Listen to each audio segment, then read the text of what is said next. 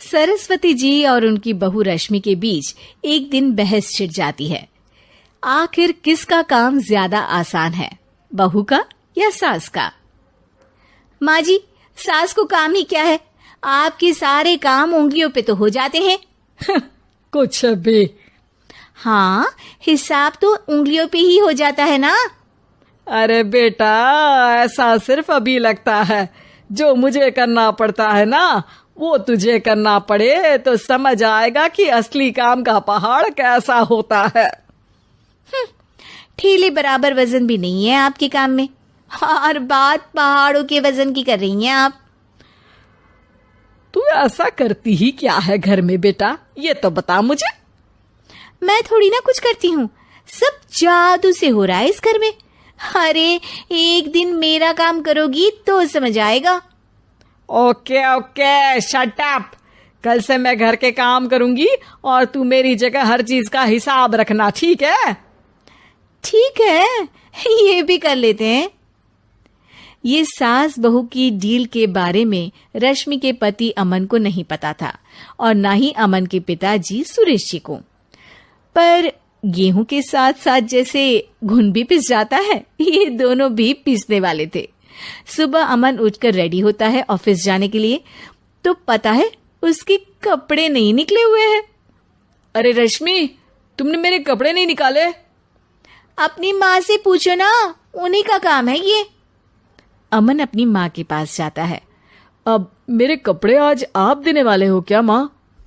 हाँ, देना तो मुझे ही चाहिए, पर तेरी बहू ने कपड़े धोने ही नहीं डाले, तो कोई भी धुला हुआ कपड़ा नहीं है बेटा। हैं? ऐसा क्यों? कपड़े तो धोने आप ही देते हो ना माँ? अरे बहू ने तुझे बताया नहीं, अब हम अदल बदल गए हैं। मैं अब बहू और तेरी बीवी सास। अमन परेशान हो गया। वो बिना इस्त्री के कपड़े पहनकर ऑफिस चला गया। सरस्वती जी अपने घुटने के दर्द के कारण झुककर घर साफ नहीं कर पा रही थी और ना ही खाना बनाना याद रख पाई।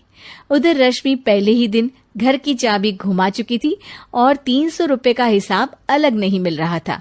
पर दोनों का ही घमंड कैलाश पर्वत से भी बड़ा था और दोनों ही खेमे एक दूसरे की बात मानने को बिल्कुल तैयार नहीं थे। शाम को जब सुरेश जी और अमन खाना खाने बैठते हैं तो सरस्वती जी उनके सामने गाजर और पपीते लाकर रख देती हैं। अरे माँ, ये क्या है? ख्याली पुलाव के साथ सलाद। माँ जी खाना बनाना भूल गई लगता है।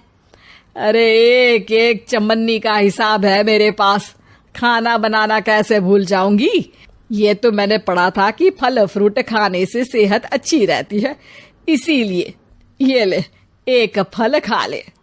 रात को सुरेश जी और अमन अपनी मीटिंग बिठाते हैं अकेले में।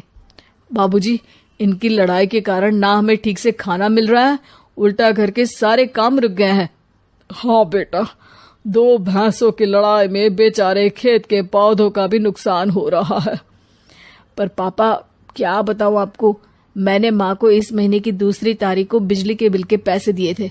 आज बिल भरने के लिए मांगने गया तो पता चला कि रश्मि उन पैसों से गैस सिलेंडर ले आई।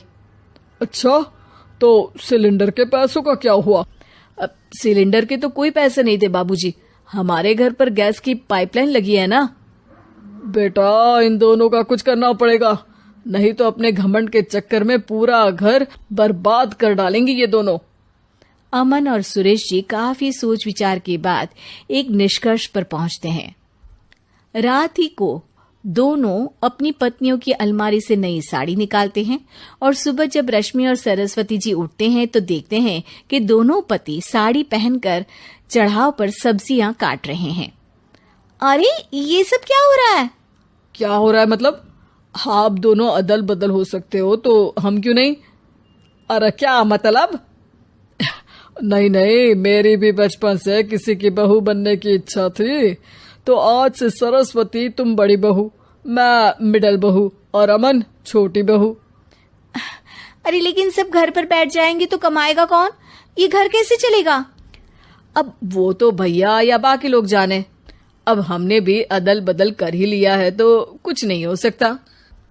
रश्मि और सरस्वती जी को समझ में आ जाता है कि उन दोनों की आपस की डील के वजह से इन दोनों को बहुत तकलीफ हो रही है और उनके ईगो ने दूसरों को कितनी यातनाएं दी है। अब असल में माँ जी आप सही थी, सास बनना बहुत मुश्किल है। अरे हाँ बेटा, और तू भी, मुझसे तो नहीं हो पाया सब घर के काम, वापस बदल ले क्या? हाँ हाँ बिल्कुल माँ जी, और अब आप दोनों भी बदल लीजिए, कोई आ गया तो आप दोनों को देखकर क्या सोचेगा। अच्छा है, आप दोनों के समझ में ये बात तो आई, मैं फटाक से कपड़े बदल लेता हूँ।